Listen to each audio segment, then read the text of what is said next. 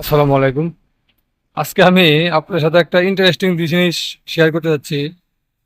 বিষয়টা আমার কাছে খুবই ইন্টারেস্টিং মনে হইলো, তাই ভাবলাম যে আপনাদের সাথে শেয়ার করি। আর রাস্তার পাশেই দেখতে পাচ্ছেন একটা খাল। তো মূলত যে জিনিসটা দেখানোর জন্য আসছে, একটু লক্ষ্য করলে দেখতে পারবেন। আমার মোবাইলের ক্যামেরা অতটা ভালো না, তারপরেও আমি আপনাদেরকে দেখানোর চেষ্টা করব। দেখতে পাচ্ছেন অনেক মাছ, হ্যাঁ, পানির ভিতরে কিন্তু অনেক মাছ।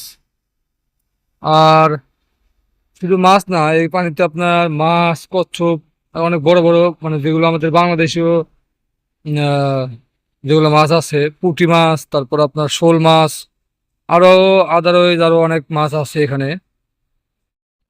তবে ইন্টারেস্টিং যে বিষয়টা হচ্ছে, সেটা হচ্ছে আপনি কিন্তু চাইলেই এইখান থেকে আপনি মাছ ধরতে পারবেন না,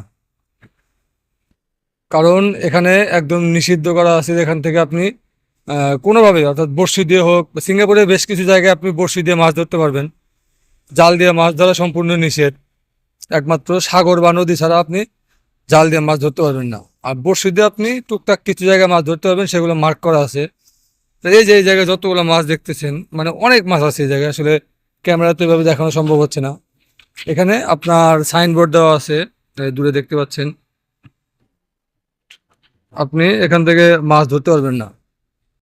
আর আরো একটি বিষয় দেখতে পাচ্ছেন, খালের উপর দিয়ে যে আপনার রাস্তাগুলো আছে, ওই পাশে দেখতে পাচ্ছেন বেঞ্চে আপনি চাইলে বসে রেস্ট নিতে পারবেন। অনেকে সকালবেলা জগিং করে, তো যদি আপনার রেস্ট নেওয়ার প্রয়োজন হয়, খালের পাড়ে আপনি ওখানে বসে রেস্ট নিতে পারবেন। তো আমার কাছে বিষয়টা এরকম খুব একটা ভালো লাগলো না, কারণ কি, এই যে এতগুলো মাছ, কিন্তু মাছ আপনি চাইলে মারতে পারবেন না। জাস্ট একবার আইডিয়া করেন, এটা যদি আমাকে বাংলাদেশ হইতো কি করতাম। দুই পাশে বান দিয়া, মাঝখান থেকে পানি সেচে ফেলায় দিয়া, মাছগুলা সব শেষ। হ্যাঁ, এটাই সিঙ্গাপুর।